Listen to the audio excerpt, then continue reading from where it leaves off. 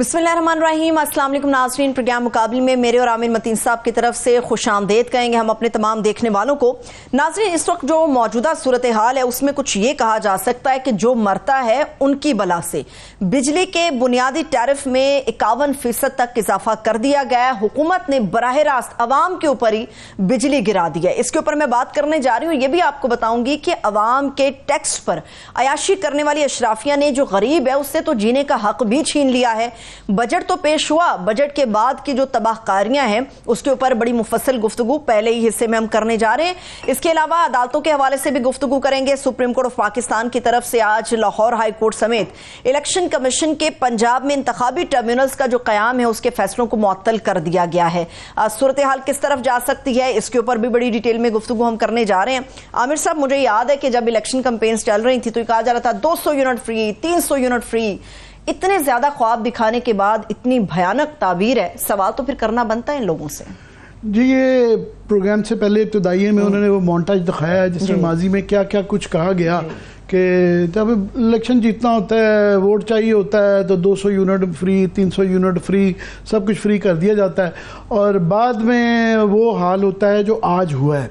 आज लिटरली क़यामत ढा दी गई है कि ये क़यामत है कि पहले ही लोगों की चीखें निकल चुकी हुई हैं कि 12-12, 18-18 घंटे की लोड शेडिंग है। एक तो बिजली आती नहीं है, अगर आ रही है तो जो जुल्म ढाया गया है कि कोई शर्म ही नहीं रह गई उसके बाद कि कोई महंगाई तो है ही है। महंगाई के अंदर सबसे बड़ा फैक्टर अब बिजली आ गया है।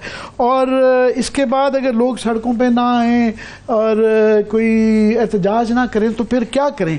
पहले ज़रा तफसील बता दें कि हुआ क्या है। आज ही 51% तक जो है बिजली का टैरिफ जो है वो बढ़ा दिया गया है। 707 रुपये 12 पैसे की पर यूनिट इंक्रीज है जुलाई 1 से। जो जुलाई 1 गुजर चुका है उससे ये है, ये आज तक की हाईएस्ट रेज है परसेंटेज वाइज 51%। ये तकरीबन 32 मिलियन मतलब 3 करोड़ 20 लाख हाउस होल्ड घराने, यानी कि तकरीबन सारे ही पाकिस्तान उसके अंदर आ जाए, उन पे ये लागू होगी। और इसके जरिए जो पैसे निकलवाने हैं वो 580 अरब रुपया है जो कि आम सारिफ से को बिजली का बिल ये ठोक के ये निकलवाया जाएगा।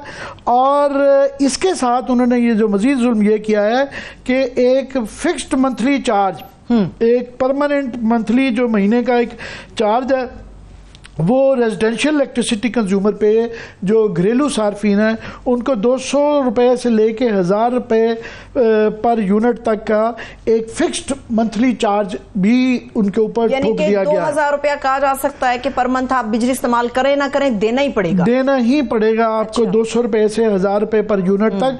ये IMF की शराइत में से था कि ये आपने लाजमी करना है क्योंकि अभी उनको से अप्रूवल लेना है, तो लिहाजा ये उनके कहने पर किया गया है। और इसके करने में ये है कि कोई पहले ही होता था कि ECC के अंदर ये अप्रूवल होती थी, फिर ये कैबिनेट में जाता था, कैबिनेट में बहस होती थी। इस दफ़ा बिल्कुल कोई ऐसा नहीं किया गया। उन्होंने कोई बहस नहीं की। उन्होंने कहा जी ऊपर से ऑर्डर आया, उन्होंने सीधा ही पावर डिवीजन ने ये समरी मूव की और ये पास हो गई है। कोई बहस मुबासा नहीं हुआ गया। जो नॉर्मल तरीकाकार है उसको भी फॉलो नहीं किया गया। और साथ में नेपरा ने नोटिस लिया हुआ था, इसकी 8 जुलाई को गालबन इसके लिए समात रखी हुई थी कि जनाब ये महंगाई जो आप करने जा रहे हैं, इतने रेट बढ़ाने जा रहे हैं, तो इसकी क्या वजूहत है हमें बताएं समात। उन्होंने उसको डिसरिगार्ड करके उन्होंने कहा जी ठोक दिया जाए, तो ये ठोक दिया गया।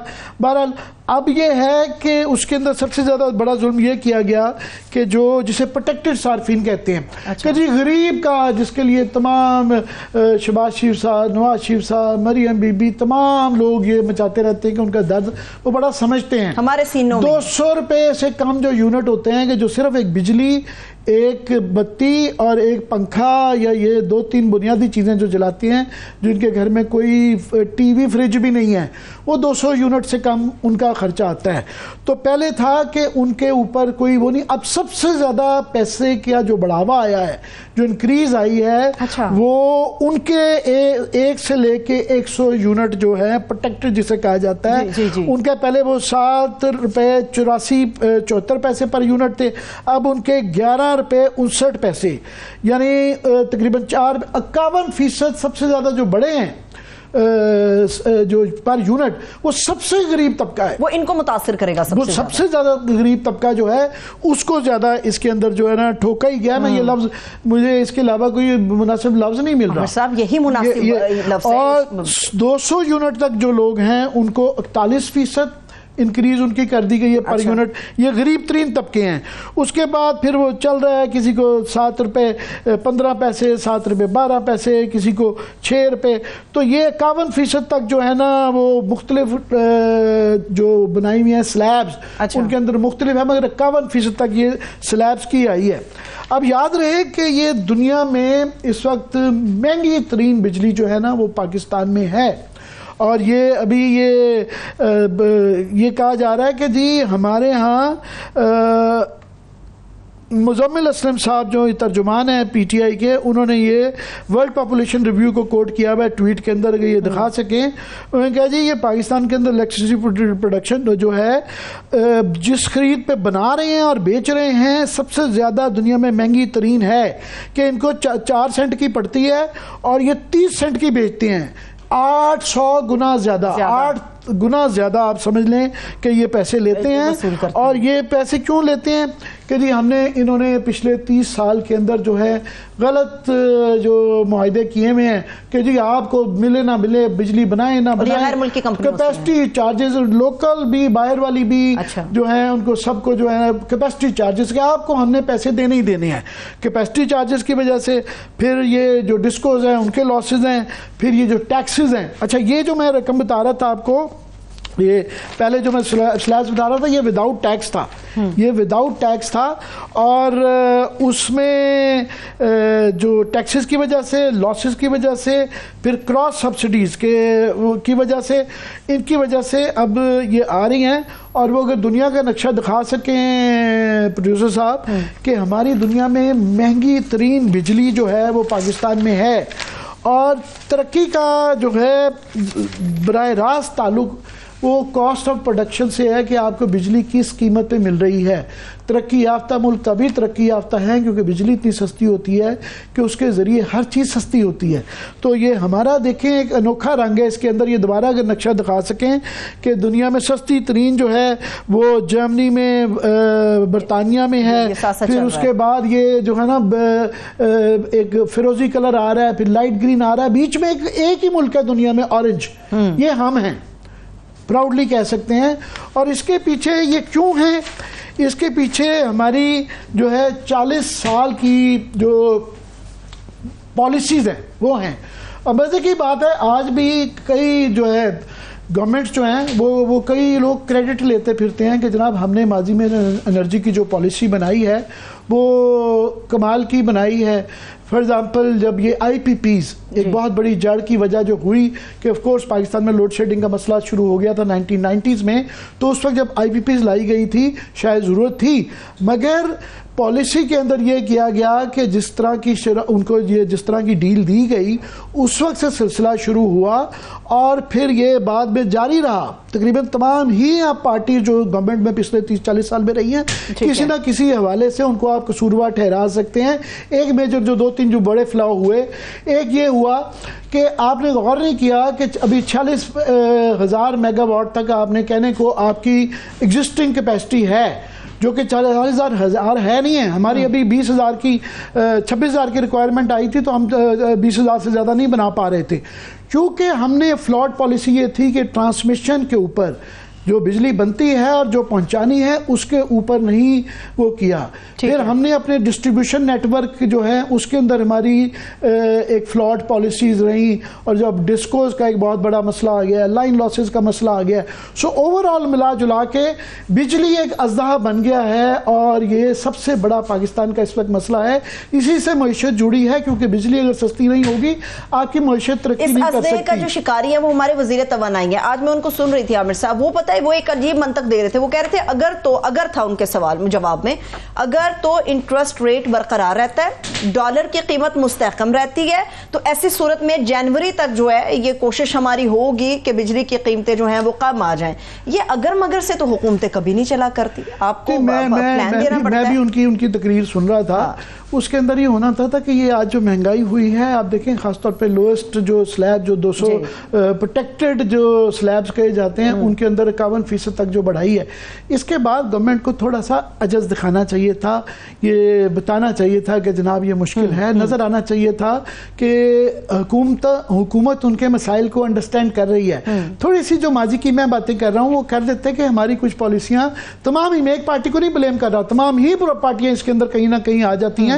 تو وہ یہ کہنا جو انٹرنیشنل پرائسز ہیں وہ ایک فیکٹر ہے, وہ بالکل امپورٹنٹ فیکٹر ہے کہ جو دنیا بھر میں اگر باہر آئل کی پرائسز بڑھیں گی تو ہمارا فیول ہے میجر, تو اس سے مگر وہ ایک فیکٹر ہے. باقی جو 5-4 ہمارے انٹرنل ہیں اس کا کیا کرنا ہے. پرابلم یہ ہے کہ گورنمنٹ ہماری نشاندہی کر رہی ہے, سلوشن کوئی نہیں دے رہا. تو میں میرا خیال اجازت سے آپ کی, ہماری بڑی خوش قسمتی یہ ہے کہ آج ہمارے مہمان جو ہیں شاہد خاقان عباسی سابق وزیر اعظم تو ہیں ہی, مگر یہ توانائی کے وزیر بھی رہے ہیں اور اس کو پرائم منسٹر کے طور پہ بھی یہ پورٹ فولیو رکھا اور اس توانائی کو بہت زیادہ سمجھتے ہیں.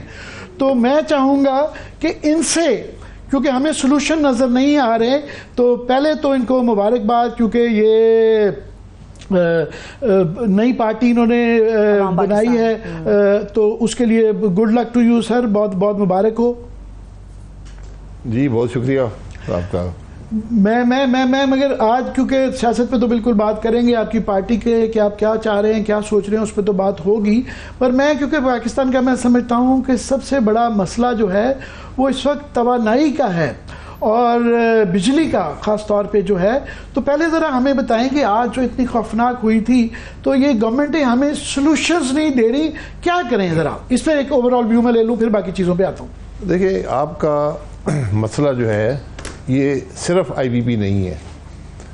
آئی بی پی کے مسئلے کو آپ علیحدہ کر دیں, کیونکہ وہ جو کچھ ہونا تھا ہو چکا ہے, غلط کیا ہے صحیح کیا ہے, اس کی ڈیبیٹ ایک طرف کر دیں.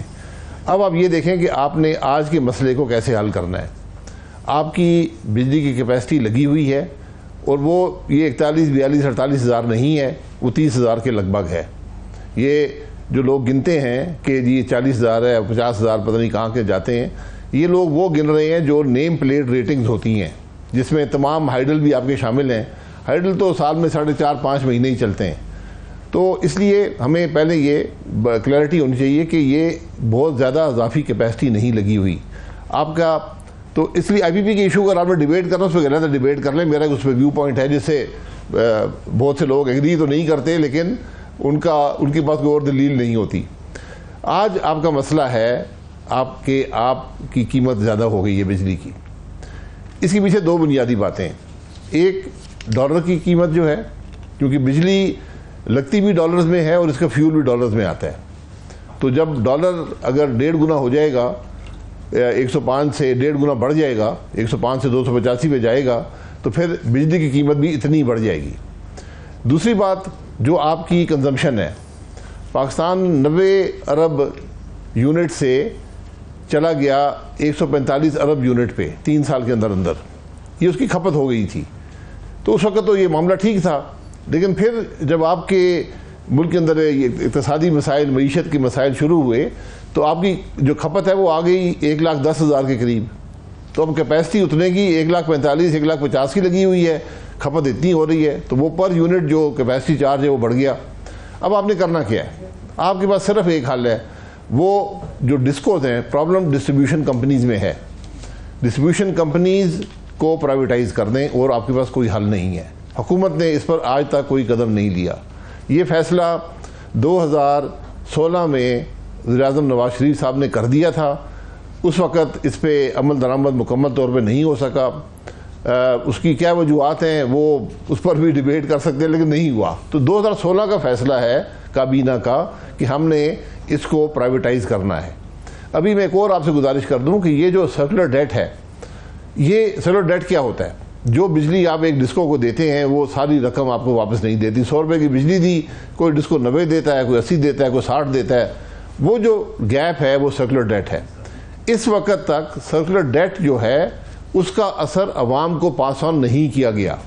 وہ حکومت کی کمپنیوں نے وہ اٹھایا ہوا ہے. یہ جو 2000 ارب سے زیادہ ہو گیا ہے, 2500 ارب ہو گیا ہے, یہ جو گورنمنٹ کی کمپنیز ہیں, پی ایس او نے اٹھایا ہوا ہے, او جی ڈی سی نے, پی پی ایل نے, سوئی ناردرن نے, سوئی سدرن نے, یہ ان کے اوپر ہیں.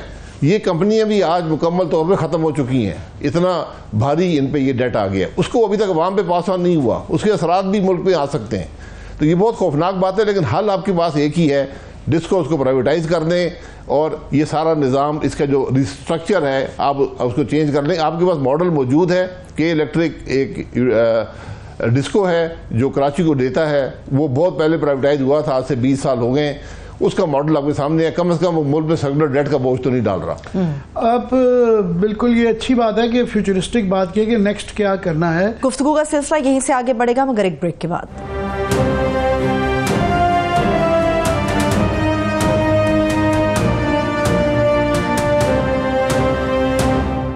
بریک کے بعد ایک مرتبہ پھر سے آپ کو خوش آمدید کہیں گے. ماضی کا بھی دیکھنا پڑتا ہے اور ماضی تھوڑا سا آج اور کل کے ساتھ بھی جڑا ہوا ہے کہ آئی پی پیز کا آپ نے کہا کہ اس کو چھوڑ دیں, چھوڑا نہیں جا سکتا.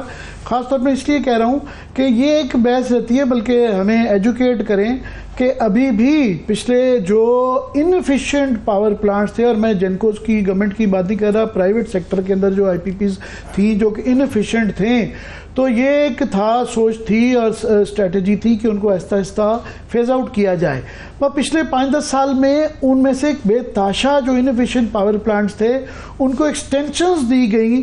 وہ تو کوئی نہ کوئی اس کے لیے قصوروار تھا کہ وہ نہیں ہے. اور اب ان کا کیا صورتحال ہے, ابھی ان کو کیوں رکھا جا رہا ہے اور کیا طریقہ ہے کہ ان سے جان چھڑائی جا سکے؟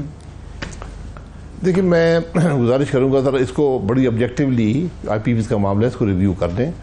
یہ غلطی جو اس میں ہے, غلطی کیا ہے؟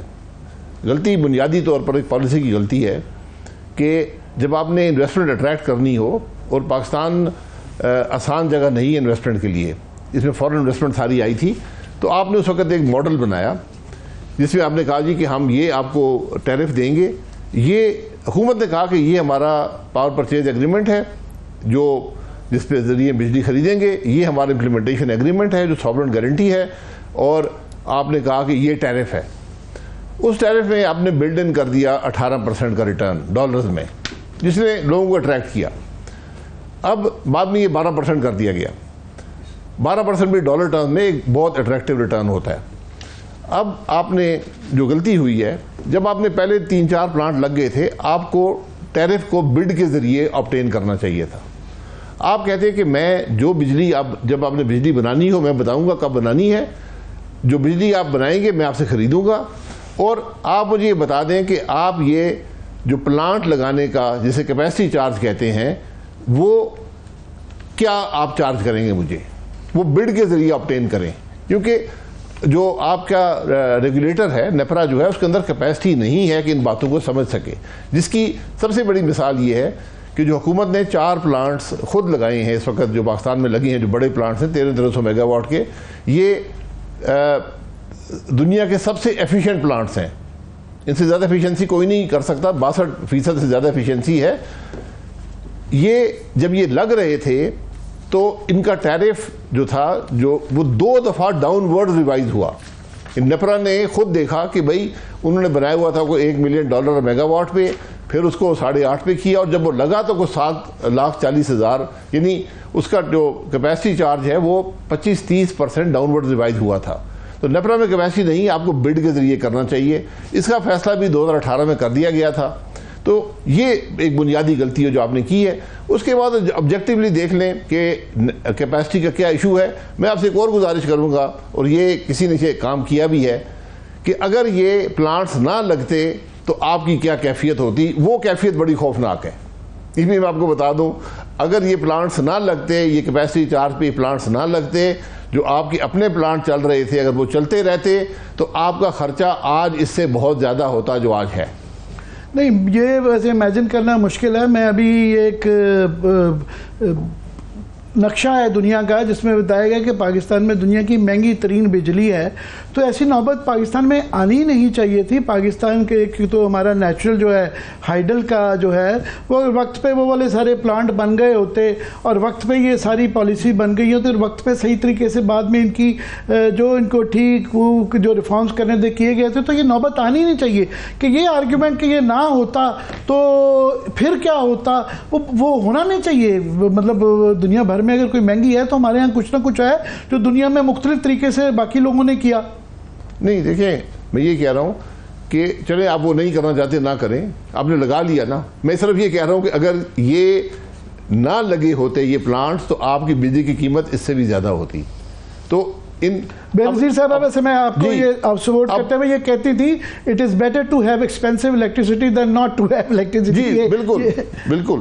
اب مسئلہ یہ ہے کہ آپ نے یک دم اتنی زیادہ کیپیسٹی لگائی ہے تو اس کے کیپیسٹی چارجز آپ کو ٹائم لگے گا کم ہونے میں، وقت کے ساتھ کیپیسٹی چارج کم ہو جائے گا. اس میں کول کے پلانٹس لگے ہیں، امپورٹڈ کول، جو سستی ترین بجلی بناتے رہے 5-6 سال جب تک یہ کموڈٹی سائیکل نہیں آیا.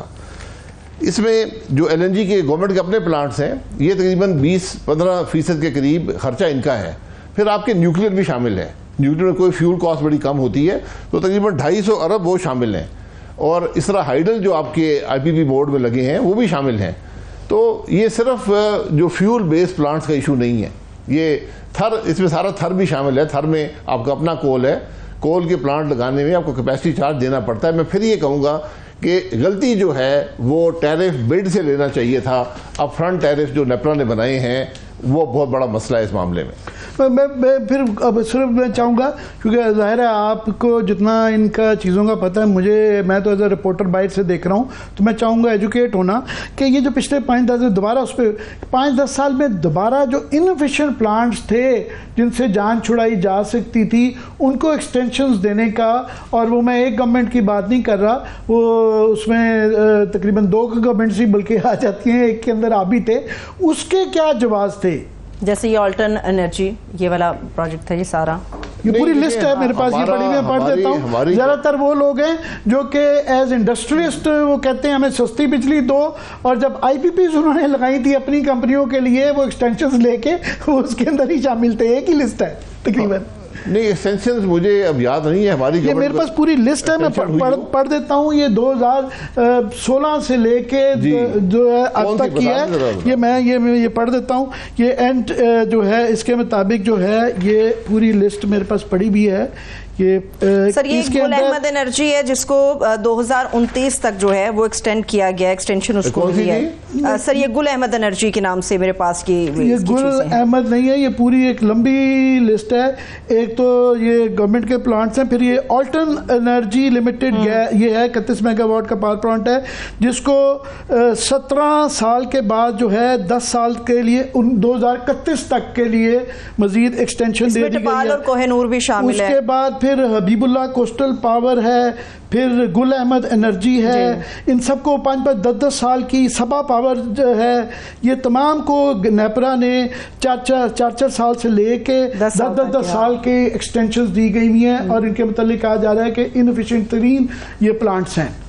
جی اس میں ان چند کو جانتا ہوں، جیسے حبیب اللہ کوسٹل ہے، کوئٹہ میں لگا ہوا تھا، یہ بہت کم چلتا تھا، اس کو گیس ہی نہیں ملتی تھی، تو یہ بہت عرصہ بند پڑا رہا ہے اور اب یہ بند ہو گیا ہمیشہ کے لیے. اس کو نہیں بند نہیں ہے، اس کے اندر یہی خبر ہے، یہ میں پڑھ رہا ہوں، یہ نیشن اخبار کے اندر چھپی ہوئی ہے کہ اس کو 2029 تک کی ایکسٹینشن دے دی گئی ہے. اس کو جو آپ کہہ رہے ہیں نا یہ بند ہو گیا ہے، اس کو 2029 تک کی ایکسٹینشن دے دی گئی ہے. اس کے بعد گل احمد انرجی کو 2029 تک کی ایکسٹینشن دے دی گئی ہے. اسی طرح ہی سبا پاور ہے، اس کو جو ہے یہ بھی 4 سال کی ایکسٹینشن دے دی گئی. آلٹن کو جو اگین 10 سال کی دے دی گئی ہے. اور یہ ہائی اسپیڈ ڈیزل پہ چلنے والے ہیں. نہیں یہ ڈیزل والے پلانٹس نہیں ہیں. حبیب اللہ کوسٹل جو ہے یہ گیس پہ چلتا ہے، یہ اکثر چلتا ہی نہیں، یہ بہت انفیشینٹ پلانٹ ہے. یہ کوئٹہ میں لگایا گیا تھا کہ وہاں لوکل گیس پہ چل جائے گا، وہ گیس ختم ہو گئی ہے. سر پھر ایکسٹینشن کی کیا وجہ ہے؟ ایکسٹینشن نیپرا نے جو دی ہے وہ ان سے پوچھ لیں، لیکن میرا نہیں خیال، ابھی چیک کر لیں، میرا نہیں خیال کہ اس پلانٹ کو پیمنٹ ہوتی ہے. ڈینائل نہیں آئی ہے، مہینہ پرانی خبر ہے. نہیں ایکسٹینشن ملنا اور بات ہوتی ہے، کیا پیمنٹس کر رہے ہیں یا نہیں ہے وہ اور بات ہوتی ہے. اس طرح آلٹرن انرجی جو ہے یہ یہاں اٹک میں لگا ہوا ہے. اس میں یہ پرانا ایک پلانٹ تھا، جو بہت کم چلا تھا یہ پھر بند ہو گیا تھا, پھر اس کو کسی کمپنی نے لے کر رینیو اس کو رینوویٹ کیا, نئی مشینیں لگائی ہیں, تو شاید ان کو اس وجہ سے جو اس کی ٹرم میں ایکسٹینشن ہوئی ہے تو اس سے جو پیمنٹ آئی ہے وہ اتنی ڈفرینٹ نہیں ہے. شاہد خاقان بھائی صاحب, آپ سے میں اگر آپ ود ڈیو ریسپیکٹ آپ سے انٹرویو جو ہے نا کہتے ہیں سب سے مشکل کام ہے وہ ہے, اور آڑے جو چیز آتی ہے وہ آپ کی وزاداری ہے, اور اب آپ سیاست میں آ گئے ہیں, آپ سے کوئی کیونکہ جو ووٹ ظاہرہ لینا ہوتا ہے وہ کسی نہ کسی کو وہ بتاتا ہے کہ جناب ہم دوسروں سے بہتر ہیں, ان کے یہ نقائص ہیں. آپ کی وزاداری ایسی ہے کہ آپ کسی کے اوپر کوئی ان کی باتوں کو بھی غلطیوں کو یہ ایکسٹینشن کو جسٹیفائی کرتے ہیں, کیوں؟ نہیں دیکھیں جسٹیفائی کریے, دیکھیں ملک کی بات ہے نا. آپ دیکھیں ایک بات سمجھیں, آئی پی پی زبردستی آپ کے پاس نہیں آئی, آپ گئے, آپ نے پالیسی بنائی, ان لوگوں نے آ کے انویسٹمنٹ کی. اگر آپ آج اس انویسٹمنٹ کو, آپ سے غلط ہوگی میں کہتا ہوں, اب میں پہلے کہا ہے کہ پالیسی میں یہ غلطی تھی. سر وہ ظاہر ہے وہ لوگ آتے ہیں تو منافع کے لیے آتے ہیں, مگر منافع کی جو ریشیو ہے, اگر آپ نے 100% ان کو جو ہے کیپیسٹی پر چارجز بھی دے دیے ہیں تو پہلے تو 18% بھی زیادہ ہے, مگر یہاں 40 45% بغیر زیرو رسک کے لوگ کماتے رہے ہیں, تو وہ کوئی اتنا ہمارے اوپر احسان بھی نہیں. یہ بھی نہیں کہ اس کے اندر اسٹوری کے اندر ایک آرگومنٹ ہے کہ کافی ابھی خاص طور پہ ریسنٹ ٹائمز کے اندر گنجائش تھی کہ پے اینڈ ٹیک کے اوپر کہیں کہ آپ ٹھیک آپ نے لگائیں کمائیں تو لے کے جائیں, تو اس دوران میں بھی یہ جو شواز سپیڈ سپار سپیڈ کر کے جو بغیر ٹرانسمیشن کو دیکھے, بغیر یہ چیزوں کو دیکھے ہوئے یہ لگا دیے گئے سارے, تو وہ اب بھگت رہے ہیں ہم. دیکھیں یہ پھر میں اگر ٹرانسمیشن میں کوئی کمی رہ گئی تھی, وہ ٹرانسمیشن ساری نہیں لگی ہوئی تھی, اکثر کی ایویکویشن ہو جاتی ہے, آپ اس کو ٹھیک کر لیتے. یہ 7-8 سال سے بعد یہ ٹرانسمیشن کی بات ہے. میں پھر گزارش کروں, ٹرانسمیشن بھی جو ہے, جو بڑے آپ کے یہ جو ڈی سی وولٹیج کی ٹرانسمیشن لائن لگی ہے, ڈی سی کی جو لگی ہے, یہ بھی آئی پی پی موڈ میں لگی ہے. تو آپ کی کچھ ٹرانسمیشن لائنز بھی آئی پی پی موڈ میں چلتی ہیں, کیونکہ آپ انویسٹمنٹ آپ کے پاس ہوتی نہیں ہے, تو ایک ہی طریقہ انویسٹمنٹ لانے کا. میں پھر گزارش کروں گا کہ آپ نے جب حکومت نے ایک وعدہ کر دیا, غلط کیا صحیح کیا, آپ کو اس کو آنر کرنا پڑتا ہے, ورنہ اس کے بعد انویسٹر نہیں آئے, وہ کہے کہ یہ ملک تو ہر روز اپنی سوچ بدل لیتا ہے. آپ نے ٹیرف بنایا, انویسٹر نے ٹیرف نہیں بنایا, آپ نے بنایا, یہ غلطیاں آپ کی ہیں. تو اس میں آپ نے 18% بعد میں 12% ریٹرن رکھا. اگر بہت سی کمپنیز ایسی ہیں جو اپنی مشینری کو بہتر آپریٹ کرتی ہیں اور وہ زیادہ ریٹرن بنا لیتی ہیں, یہ ان کا قصور تو نہیں ہے, بلکہ آپ کو تھوڑا بہت فیول ہی بچا دیتی ہیں. تو اس لیے میں گزارش یہ کروں گا کہ ہمیں ذرا بڑے ٹھنڈے دل اور دماغ سے اس معاملے کو دیکھنا چاہیے کہ معاملہ ہے کیا. معاملہ تھوڑا پیچیدہ ہے. آئی پی پی صرف مسئلہ نہیں ہے, آئی پی پی سے بہت بڑا مسئلہ جو ہے وہ دوسرے معاملات ہیں خاص طور پر. اور میں کسی کی ڈیفینڈ کرتا ہوں چاہوں گا کیونکہ پاکستان کا سب سے بڑا مسئلہ ہی اب بجلی اور انرجی کا ہے, اور تمام دنیا یہ کہہ رہی ہے, ورلڈ بینک بھی کہہ رہا ہے کہ اس میں سے $5-6 بلین بچا سکتے ہیں اگر فرض کریں, کیونکہ آپ کی اب نئی پارٹی ہے, کل کو آپ کو حکومت ملتی ہے. ایک آپ کہہ رہے ہیں کہ یہ جو ڈسٹریبیوشن ڈسکوز ہیں ان کو پرائیویٹائز کر لیجئے, ایک یہ سلوشن ہوگا. اور کیا چیزیں ہیں جو آج کی اس کے اندر جو کہ ٹھیک کر کے اس سے نکلا جا سکتا ہے شارٹ ٹرم میں؟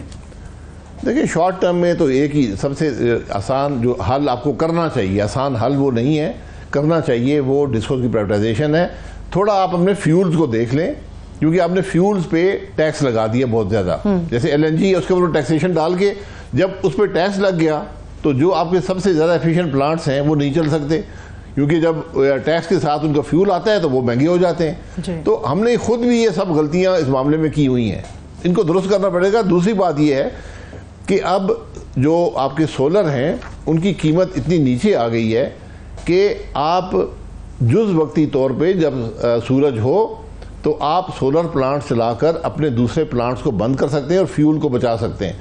فیول کی قیمت جو ہے وہ آج بھی جو اس کا کیپیسٹی پیمنٹ ہوتی ہے اس کے 2 یا 3 گنا سے زیادہ ہوتی ہے. تو اگر آپ کی جو سولر ہے وہ فیول سے آدھی قیمت پر آ رہا ہے تو آپ وہ پلانٹ بند کر سکتے ہیں. یہ سارا کام ہو گیا تھا. وہاں پھر نیپرا والے انہیں جو ٹیرف دیا, جو ایک ریفرنس ٹیرف تھا, یعنی آپ نے اسے نیچے بڈ کرنا ہے, وہ اتنا نیچے دے دیا کہ اس بڈ پر کوئی آیا ہی نہیں. ہم پاکستان میں آپ 5 سینٹ تک بھی سولر بجلی لگا کر, سولر سارا کیپیسٹی چارج ہوتا ہے. آپ کو حیرانگی ہوگی کہ یہ ہمارا جو ہم دے رہے ہیں اس وقت, یہ جو کیپیسٹی چارجز کی بات کر رہے ہیں, اس کا 10% 200 ارب کے قریب جو ہے وہ ونڈ پاور پلانٹس کا ہے جو لگے ہوئے ہیں. وہ ایک بہت پرانے ٹیرف پہ لگے تھے, وہ اس کا ہے. تو اس لیے آج بھی آپ جز وقتی طور پہ سولر لگا کر فیول کی کاسٹ سے آپ بجلی کی قیمت کم کر سکتے ہیں. اس میں پھر نیپرا آ جائے گا, ٹیرف ہائی رکھے 5 سینٹ پر بھی آپ کو وائبل ہے. سو بیسیکلی جو عقل میں کر رہا ہوں, ایک تو فوری طور پہ ڈسکوز کی پرائیویٹائزیشن, دوسرا کہ فیول جو سستے فیول ہیں ان کو فیسیلیٹیٹ کیا جائے, پالیسی ایسی بنائی جائے کہ اس کی طرف راغب ہو, alternate energy of course solar اور ونڈ اس کے اوپر کیا جائے. بہت بہت شکریہ شاہد خاقان عباسی صاحب, یہ بڑا تھاٹ فل اور ایجوکیٹو آپ نے اوپینین اپنا دیا. بہت شکریہ سر, تھینک یو سو مچ آپ کے وقت کے لیے. ابھی ایک بریک کی طرف چلتے ہیں, بریک سے ہم واپس آئیں گے تو سپریم کورٹ آف پاکستان سے آنے والی بہت بڑی اپ ڈیٹ ہے الیکشن ٹریبیونلز کے حوالے سے, اس کے اوپر مفصل گفتگو کریں گے. ہمارے ساتھ رہیے.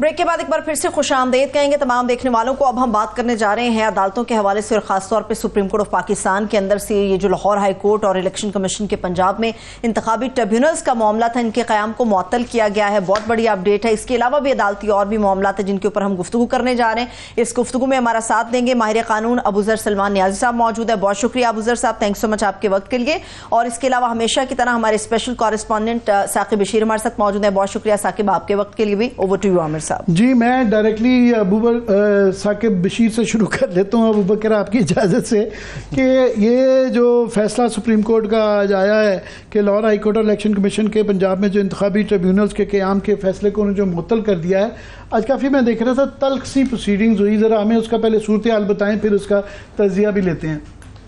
آج ایک تو جو نیاز اللہ نیازی تھے, اس میں فریق تھے مختلف جو پی ٹی آئی کے امیدوار پنجاب سے, تو ان کی جانب سے وکیل تھے. تو شروع میں ہی انہوں نے چیف جسٹس کے بینچ میں بیٹھنے پر اعتراض کر دیا, جس کے بعد ماحول میں جو ہے وہ تلخی آئی. اور وہ چیف جسٹس پہلے تو انہوں نے کہا بیٹھ جائیں, پھر الیکشن کمیشن کے وکیل کو کہا, انہوں نے شروع کر دیا. لیکن اس تھوڑی دیر بعد پھر انہوں نے جو ہے وہ بولنا شروع کیا اور یہ کہا کہ بہت ہو گیا, اب جو ہے وہ مزید اسکینڈلائز کرنے کی کوشش جو ہے وہ کسی کوشش کی جو ہے وہ نہیں دی جائے گی, اجازت نہیں دی جائے گی. اور ساتھ ہی نیاز اللہ نیازی ان کو یہ کہا کہ آپ کا کیس ہم بھیجیں گے پاکستان بار کونسل کو, کیوں نہ آپ کا جو لائسنس ہے وہ معطل کر دیا جائے. سختی تھی. جیسے جمال خان مندوخیل انہوں نے یہ کہا کہ پہلے 2 ججز تھے, اس وقت آپ نے اعتراض نہیں کیا, ابھی آپ اعتراض کرنے آگے. پھر سلمان کرم راجہ, ان سے پوچھا, انہوں نے کہا کہ مجھے جو ہے وہ کوئی اعتراض نہیں ہے. تو اس کے بعد جو نیاز اللہ نیازی انہوں نے کہا, نیاز اللہ نیازی نے کہا کہ میں نے جیسے جمال خان مندوخیل آپ پر اعتراض نہیں کیا بلکہ چیف جسٹس کے حوالے سے. اور انہوں نے پھر یہ کہا کہ جو جیل میں بیٹھے ہوئے مطلب عمران خان صاحب کا حوالہ وہ دے رہے تھے کہ ان کا بھی اعتراض ہے. تو اس پر انہوں نے مزید جو ہے وہ بھرم ہوئے. انہوں نے کہا وہ ہماری سماعتوں میں آتے رہے ہیں, یہاں کے بولے جو انہوں نے گفتگو کی, لیکن انہوں نے کوئی اعتراض نہیں کیا. اگر آپ کی اسٹیٹمنٹ فالس ہوئی تو آپ کا معاملہ جو ہے وہ پاکستان بار کونسل کو بھیجا جا سکتا ہے اور آپ کے خلاف لائسنس معطلی کی کارروائی بھی ہو سکتی ہے. ایک تو یہ سیگمنٹ تھا. پھر جو الیکشن کمیشن کا وکیل انہوں نے دلائل دیے, بڑے طویل دلائل تھے. ججز کے ریمارکس آبزرویشن تو جیسے جمال خان مندوخیل, عقیل عباسی ان کی ریمارکس آبزرویشن تو بہت سخت تھیں کہ لاہور ہائی کورٹ میں کیسے آپ جو ہے وہ لاہور ہائی کورٹ کے ججز کو ریجیکٹ کر سکتے ہیں, کیسے آپ پینل مانگ سکتے ہیں, اس قسم کی سچویشن تھی. پھر کہ chief justice Lahore high court کا اختیار تھا یا نہیں تھا. پہلے تو یہ لگ رہا تھا کہ شاید جو سسپینشن نہ ہو اور جو ٹرائبیونلز ہیں وہ کام کرتے رہیں, لیکن جب وقفے کے لیے گئے ججز اور واپس آئے تو یہ بتایا گیا کہ لاہور ہائی کورٹ کا جسٹس شاہد کریم کا فیصلہ بھی معطل, اور جو اس کے بعد نوٹیفیکیشن ہوا 12 جون کا وہ بھی معطل کر دیا گیا ہے. دوسرے لفظوں میں 8 جو ٹریبیونل سے پنجاب کے وہ غیر فعال ہو گئے ہیں. اب فردر وہ ٹل فردر جو وہ کاروائی وہ نہیں کر سکیں گے.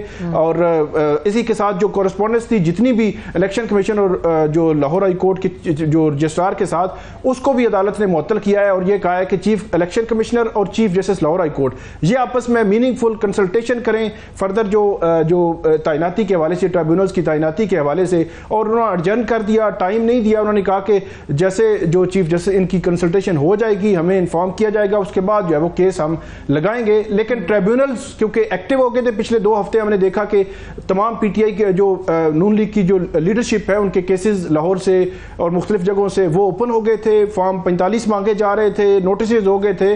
اور وہ اب جو ہے وہ غیر فعال ہو جائیں گے, وہ آگے مزید کام نہیں جاری رکھ سکیں گے. جی ابو ذر, یہ اس معطلی کے فیصلے پہ پہلے کہ آپ کو حیرانی ہوئی اور دوسری اس کے اب اثرات کیا ہوں گے؟ دیکھیے, اس کے اثرات تو فیصلے کے یہی ہوں گے جو اس وقت پنجاب کے اندر ڈاکہ مارا گیا تھا فارم 47 کی شکل میں.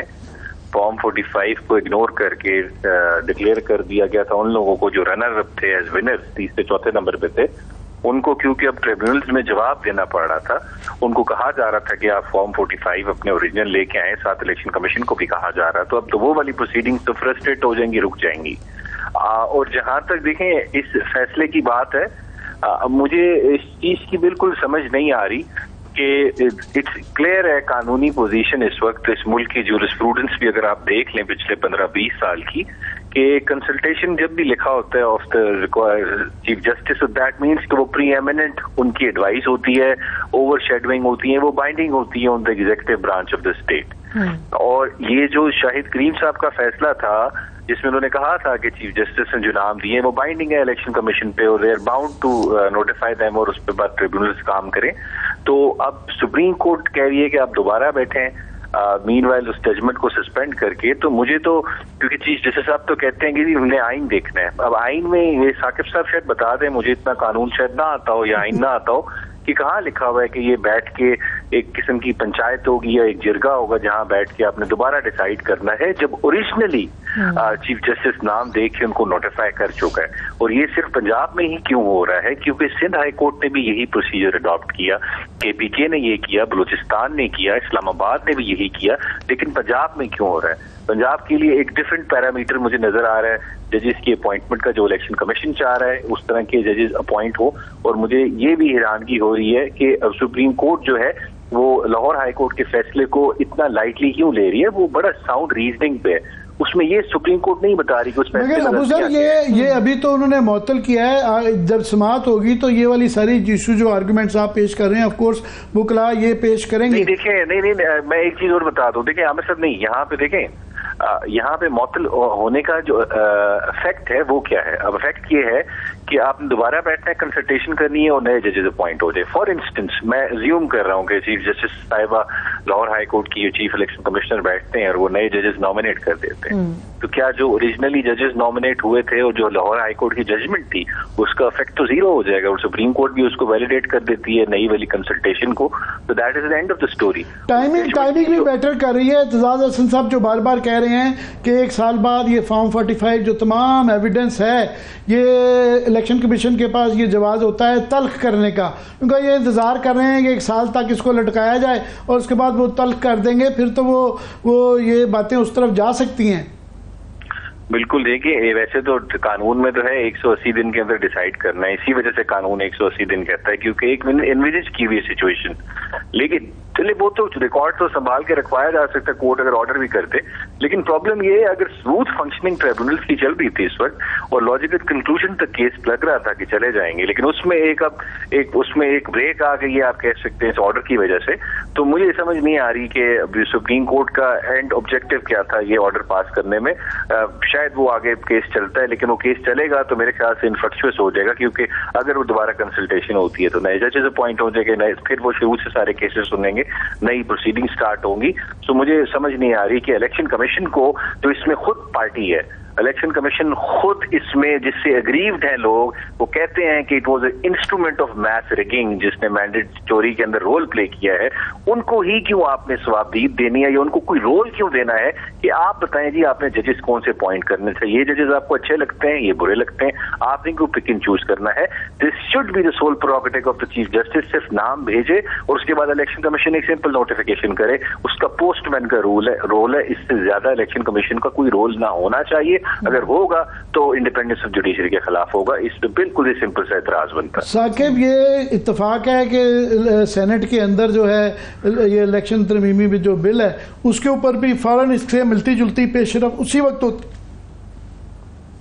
جی بالکل, وہ تو آج صبح ہی چیف جسٹس جو ہے جب پتہ چلا تو ڈیورنگ پروسیڈنگ اٹارنی جنرل سے پوچھا تو انہوں نے کہا آج ہی سینٹ میں وہ پیش ہونا ہے, اور اس کے بعد انہوں نے کہا ٹھیک ہے وہ جب ہو جائے وہ بھی اس کی ذرا تفصیل ناظرین کو بتا دیں, لوگ بھول جاتے ہیں کہ یہ کیا ہے. الیکشن ترمیمی جو ہے وہ ایک بل تھا جس میں سینٹ میں پیش ہوا. اس میں 3 چیزیں ہیں. ایک نمبر 1 کہ ریٹائرڈ ججز ٹریبیونل تعینات کر سکے گا الیکشن کمیشن, جو پہلے نہیں کر سکتا تھا, اور ٹریبیونل جو ہے وہ کسی بھی ٹریبیونل کو تبدیل کر سکے گا. اور تیسرا اس کا جو ہے وہ ماضی سے اطلاق ہوگا.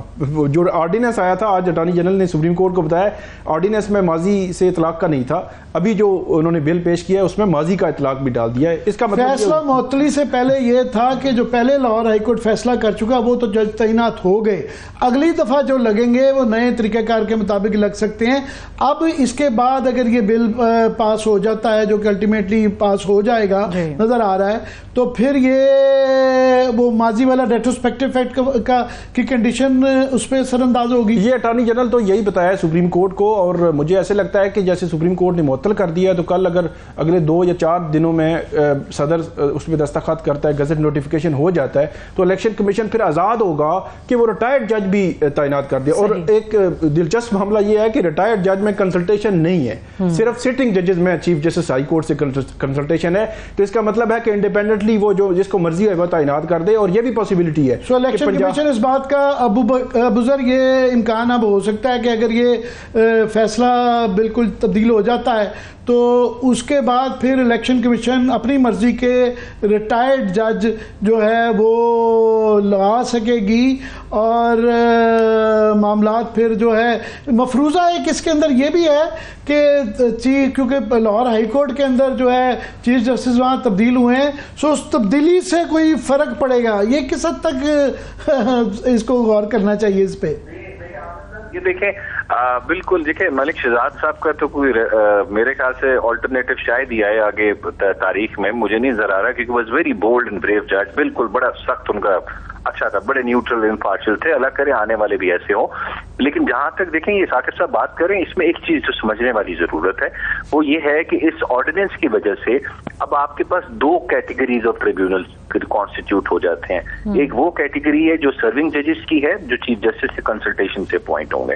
ایک وہ کیٹیگری ہے جو ریٹائرڈ ججز کی ہے وداؤٹ کنسلٹیشن اپوائنٹ ہوں گے. اب ایشو کیا ہوگا, ہماری سپریم کورٹ بے شمار دفعہ کہہ چکی ہے کہ اگر آپ ایک ہی ایشو کے اوپر 2 اسٹریمز آف ریمیڈیز پرووائڈ کرتے ہیں یا اسٹریمز آف جسٹس دیتے ہیں, اور آپ پک اینڈ چوز کی آپ آپشن دے دیتے ہیں ایگزیکٹو اتھارٹی کو کہ ادھر جائے گا یہ والا کیس, ادھر جائے گا یہ والا کیس, تو یہ بیسیکلی آرٹیکل 25 کی وائلیشن ہوتا ہے, یہ ڈسکریمنیشن کا کیس ہوتا ہے. پک اینڈ چوز والا جو آپ پالیسی کہ آپ اس ٹریبونل میں جائیں, آپ اس ٹریبونل میں جائیں. اب میرا فار انسٹنس ریٹائرڈ جج کے پاس جاتا ہے اور میرے دوست کا کسی سرونگ جج کے پاس جاتا ہے, تو why I am being given a lesser independent tribunal. So ایک پرابلم کریٹ ہوگا, ڈسکریمنیشن کا کیس بنے گا. تو یہ آلریڈی لاہور ہائی کورٹ میں آرڈیننس لا چیلنج ہوا ہوا ہے, شاہد کریم صاحب ہی سن رہے ہیں. تو مجھے یہ آرڈیننس بھی ٹھہرتا ہوا نظر نہیں آ رہا, یہ آئین کے ساتھ ان کانفلکٹ ہے. اور جہاں تک ریٹائرڈ ججز کی اپوائنٹمنٹ کی بات ہے, دیکھیں یہ سپریم کورٹ ریٹائرڈ جج جو ہیں یہ گورنمنٹ پرپوز کرے گی کہ یہ لوگ لگائے جائیں, الیکشن کمیشن کرے گی. اور دوسری بات دیکھیں, ایک چیز بتا دوں عامر صاحب, یہ سپریم کورٹ ریاض الحق کیس میں 2013 میں کہہ چکی ہے, اگر ورڈ کنسلٹیشن نہ بھی لکھا ہو لیکن اگر آپ ایسے شخص کو اپوائنٹ کر رہے ہیں جس نے جوڈیشل فنکشنز پرفارم کرنے ہیں, تو then even otherwise you are still bound کہ you are bound to consult the chief justice of that relevant high court. So اس وجہ سے یہ اتنا آسان نہیں ہے, یہ سیکنڈ راؤنڈ آف لیٹیگیشن بھی آئے گی اس آرڈیننس کی وجہ سے, اور بہت سارے پرابلمس کریٹ ہوں گے. لیکن at the end of day election commission جو ہے, مجھے اس کا بالکل جو رویہ ہے وہ محتسبانہ نظر آ رہا ہے. لاسٹلی مجھے ایکسپلین کر دیں کہ اس کے اندر جو بہت زیادہ زور دیا گیا ہے میننگ فل کنسلٹیشن جو کی جائے لاہور ہائی کورٹ کی چیف جسٹس صاحبہ سے, اس سے مراد کیا ہے کہ ان کے لیے میننگ فل ہے کہ وہ ان کی بات سنی جائے گی چیف جسٹس کی جو پرائمل ہوگی یا ان کی ہوگی, meaningful in whose favour. میں آپ کو بتا سکتا ہوں, یہ آپ نے کور تو کیا ہوگا 96-97 میں الجہاد کیس آیا تھا, وہاں پہ ڈیفائن ہوا تھا واٹ از کنسلٹیشن. تو وہاں پہ انہوں نے کہا تھا it means meaningful consultation, اور اس میں انہوں نے انٹرپریٹ کیا وہ یہ کیا کہ جو چیف جسٹس کی جو ریکمنڈیشن ہے دیٹ از بائنڈنگ. اگر کوئی خاص کنکریٹ وجہ ہے ان کے پاس ڈس ایگری کرنے کی تو وہ سامنے پریزنٹ کریں گے, ادروائز جو وہ ریکمنڈیشن دیں گے وہ بائنڈنگ ہوگی. سو دس از میننگ فل. لیکن مجھے سمجھ یہ نہیں آ رہی جو چیف جسٹس کی ریکمنڈیشن تھی ملک شہزاد صاحب کی پہلے والے ٹریبیونلز کی, وہ بھی میری نظر میں میننگ فل تھی, کیونکہ انہوں نے ریکمنڈیشن دے دی اور الیکشن کمیشن نے کچھ نہیں بتایا کہ ہمیں کس جج سے کیا پرابلم ہے اور کیوں ہم اس کو اپوائنٹ نہیں کرنا چاہتے. صرف ہوا میں اپنی مرضی کا پک اینڈ چوز کرنا تھا کہ یہ جج ان کو شاید زیادہ اچھا لگ رہا ہے, وہ برا زیادہ لگ رہا ہے. جس وہ آپ خود گریوڈ ہیں, آپ سے اگلے پارٹی گریوڈ, اور آپ ہی انہیں کے اوپر جج اپنی مرضی کا مسلط کرنا چاہتے ہیں. تو الیکشن کمیشن جو ہے اس میں پارٹی ٹو ریگنگ ہے, سارا مینڈیٹ تھی اس میں الیکشن کمیشن کا ہاتھ ہے. اب اسی سے بچنے کے لیے کہ چیزیں کھل نہ جائیں, الیکشن کمیشن چاہتی ہے کہ میں پورے سسٹم کو اپنے ہاتھ میں رکھوں کہ یہ فیصلے نہ ہو جو اگر 6 مہینے میں ٹیکنیکلی لا کے مطابق ہونے. ثاقب, فیڈریشن کی مختلف اکائیوں میں مختلف پیس چل رہی ہے. یہ لاہور کے یہ جو ججز تھے لاہور ہائی کورٹ کی ریکمنڈیشنز تھی وہ رک گئیں. سندھ کے جس طرح ابھی بزرگ فرما رہے تھے کہ وہاں پہ کوئی اعتراض نہیں کیا گیا. اسلام آباد میں پیس کچھ زیادہ نہیں جا رہی ہے اب, کیونکہ جسٹس جہانگیری کے پاس یہ اس کی سماعت ہونے والی ہے, آج کل میں شاید شروع ہونے والی ہے, تو یہاں تو میرا آگے جا چکی ہے بات. یہاں پہ 8 جولائی کو سماعت ہونی ہے. جسٹس جہانگیری جو ہے وہ اسلام آباد کے جو ٹریبیونلز ہیں تینوں حلقوں کی وہ سماعت کریں گے, لیکن جو الیکشن کمیشن نے جو ان کا ٹریبیونل تبدیل کرنے کا فیصلہ کیا تھا وہ اس کو ہائی کورٹ نے ہی معطل کیا ہوا ہے, اور وہ سماعت بھی 9 جولائی کو ہے. تو اس کا پھر فیٹ ڈیسائیڈ ہونا ہے کہ کیا اسلام آباد ہائی کورٹ الیکشن کمیشن کے جو ٹرانسفر یا تبدیلی الیکشن ٹریبیونل کی تبدیلی کے فیصلے کو برقرار رکھتی ہے یا برقرار نہیں رکھتی, کیونکہ ابھی تو عارضی طور پر معطل کیا گیا ہے اور وہ ٹریبیونل بحال ہو گیا ہے. اب وہ دوبارہ جو ہے وہ اس پہ کام کریں گے اور وہ شروع کریں گے. فارم 45 انہوں نے مانگے تھے تینوں ایم این اے سے مسلم لیگ نون کے, وہ لائے نہیں تھے اور اس کے بعد ان پر اعتراض کر دیا الیکشن ٹریبیونل پر. ایک چیز میں لاہور ہائی کورٹ کے فیصلے کے حوالے سے بتا دوں, یہ ایک تاثر دیا جا رہا ہے کہ شاید لاہور ہائی کورٹ نے فیصلہ پہلے کر دیا تھا اور اس کے بعد جو ہے وہ حکومت کو آرڈیننس لانا پڑا. اس طرح نہیں ہے. 27 مئی کو گورنمنٹ جو ہے وہ آرڈیننس لاتی ہے اور 29 مئی کو جیسے شاہد کریم کا فیصلہ آیا تھا ایک, اور جیسے شاہد کریم نے 29 مئی کو کہا کہ 1 ہفتے میں الیکشن کمیشن کمپلائنس کرے. اب سپریم کورٹ کو یہ بھی دیکھنا چاہیے تھا کہ ہمارے ایک جج نے فیصلہ کیا ہے, اس کو فوری طور پر چیلنج بھی نہیں کیا الیکشن کمیشن نے اور کمپلائنس بھی نہیں کی. مطلب اس نے 5-6 جون تک یہ ٹریبیونل لگانے تھے یا اس کو چیلنج کرنا تھا, نہیں کیا. 12 جون کو وہ ٹریبیونل جو ہے وہ اس کے نوٹیفائی ہوتے ہیں لاہور ہائی کورٹ سے, اور اس کے بھی تقریباً 2 یا 4 روز کے بعد جو ہے وہ الیکشن کمیشن سپریم کورٹ آتا ہے. تو جو الیکشن کمیشن کا رول ہے وہ بھی بڑا عجیب, اور وہ لاہور ہائی کورٹ کے 4 ججز کو ریجیکٹ کر دیتے ہیں. آج سلمان اکرم راجہ نے سپریم کورٹ کو بتایا کہ 4 ججز کو ریجیکٹ کر دیا. تو یہ بڑا حیران کن ہے کہ اگر ایک جج ٹریبیونل نہیں بن سکتا تو وہ جج کیسے رہ سکتا ہے؟ اگر وہ کوئی ہائی کورٹ کا جج ہے تو وہ ٹریبیونل تو بن سکتا ہے. تو یہ ایک عجیب سی صورتحال ہے. ساتھ میں ٹائمنگ کا بھی بیٹر کرتا ہے کہ تقریباً 5 ماہ ہو جائیں گے. 8 فروری سے لگایا جائے تو 8 جولائی کو کتنے 4 ماہ یا 5 ماہ ہو جاتے ہیں. تو وہ آلریڈی اتنا لیٹ ہو گیا ہے. مزید یہ ٹریبیونل لگیں گے, کب لگیں گے, تب لگیں گے, کب یہ فیصلہ ہوگا. حالانکہ یہ بڑا امپورٹنٹ ہے اس کا ٹائمنگ. 180 دن میں ٹریبیونل نے الیکشن پٹیشن ویسے لیگلی جو ہے وہ اس کو ڈیسائیڈ کرنا ہوتا ہے. اور جیسے جہانگیری جو ہے نا اسلام آباد کے ٹریبیونل میں یہ بڑے تیزی سے اسی پیس کے ساتھ آگے بڑھ رہے تھے, لیکن ان کو کام جو ہے وہ نہیں کرنے دیا گیا بظاہر. لاسٹ 2 منٹس ابو ذر. جی دیکھیں, یہ ثاقب صاحب بالکل ٹھیک بات کر رہے ہیں.